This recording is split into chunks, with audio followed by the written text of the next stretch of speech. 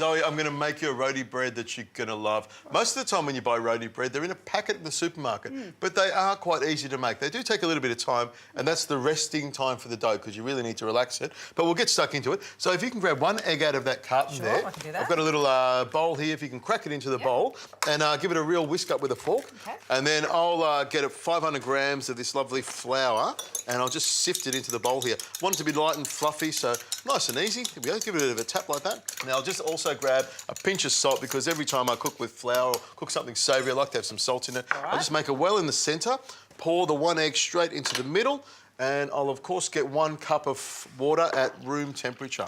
Normally I do it in a machine, in a Magimix or a mixer, but I'm just going to do this by hand. I'm just going to mix it around with my fingers here to make the dough together. So your fingers are the Magimix, are they? They are. You know, every now and again it's nice to get your hands into a dough and mix it up. It does get a bit sticky and wet, but if you just sort of gently mix it around like this and pick up all that flour there, you can feel it's nice, soft dough. And that's the idea with this dough, Zoe. I want it to be a really, really soft dough. Right. So when I roll it out on the board here to make the roti, and we're going to stuff it with a few lovely things in it, but when you get it onto the board, you want it to be really sort of soft so that you can stretch it out. Well, I guess you can really feel it if you're working with your hands. Obviously, when you're using a blender, you can't always, even though they're great most of the time, you can't always tell exactly what the moisture level is. Exactly, and they say in the good old days, they used to use everything by hand. So what you do is just mix this around like this. It's a little bit sticky at the start. There we go. Just give it a bit of a knead like this all the way around. It takes a couple of minutes, and it is a bit sticky like this, but I'll pick it up off the board here like that, come together. I should knead it for a little bit longer than this, but what I'm going to do is pop it into the bowl here, and we'll get it resting. So what I'll do, Zoe, is just cut it in half like this. I need 8 pieces all together, so I'll cut it in half again, and hopefully I'll be able to get my maths right. That'll be another half there, and then another one in the middle like that. I'd be worried if you couldn't. There we go. Now what I'm going to do, Zoe, is get your hands together like that and roll a ball. I'll get some of this oil here and just pop it into the bowl there. This is just vegetable oil. You want something that doesn't have a lot of flavour to it, so that's why this sort of oil is perfect. So it's just literally for the non-stick purpose, is it? Exactly. So just stick that around there like that, roll it around nice and tight. It is lots of fun, isn't it? You throw it around. I'd like to see you start juggling, Zoe. That would be really, really funny, wouldn't it? I am very uncoordinated. This will sit nice and gently at the back of the kitchen. It'll rest nicely. When we come back, we'll be ready to roll it out, put all the ingredients in it and make some lovely roti bread.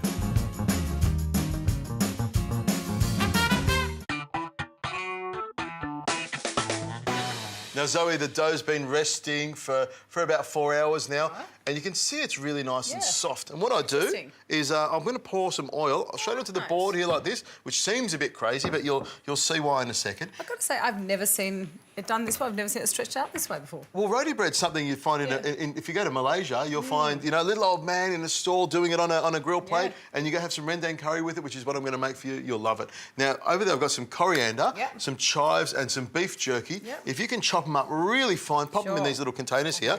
And while you're doing that, I want you to watch what I do here. I just gently squeeze out the dough. See how it becomes nice and thin? Yeah, lovely. It's and the reason you put it on the oil is because you want it to slide out nice and gently without sticking.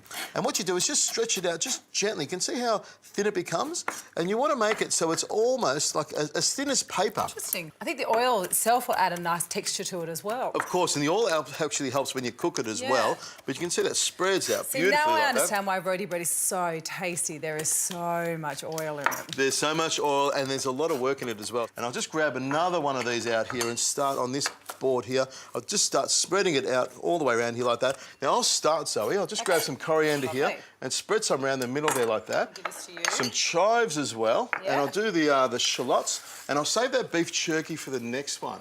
Interesting. I love the idea of the beef jerky. I love beef jerky. I'm glad you like that as well. What I do is I fold it through the middle here like this. It is really tough, that one. And I fold that over the middle there like that, and then fold it into a nice, like a long sausage kind of thing, and then just roll it round into a circle all the way around, and the last little bit I tuck underneath like that. And then what I do, Zoe, is push it down with my hand and flatten it out a little bit. Look at that. I'm having a bit of trouble with this beef jerky. You are, but a tip would be maybe just do a couple at a time.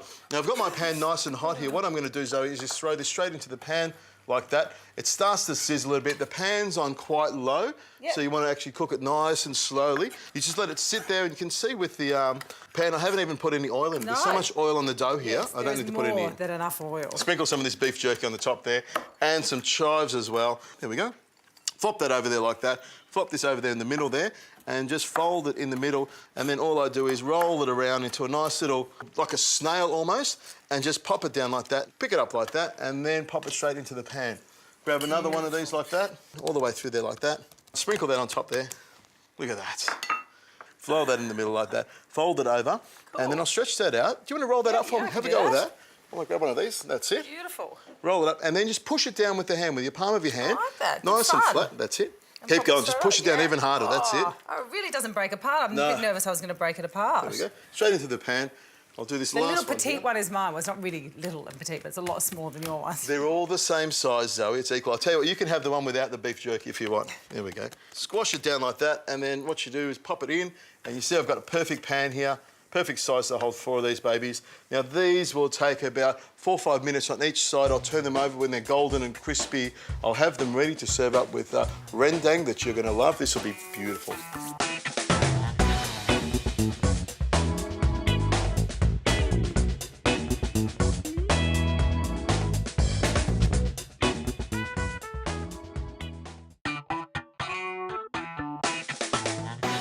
Zoe, have a look at these. They've gone nice and crispy. They're like a kind of escargot of the Malaysian curry sort of world, don't they? Well, not really, but anyway. Great little flatbread. And what you do is you sort of got to scrunch it together. Okay. And this is the way I like to serve it. I cut it up a little bit, and I'll pop it onto a plate here like that. Nice. You can see all the colour in there, all the coriander and stuff. The herbs smell beautiful. I can really smell all the different herbs. It's fantastic. It makes it nice and fresh.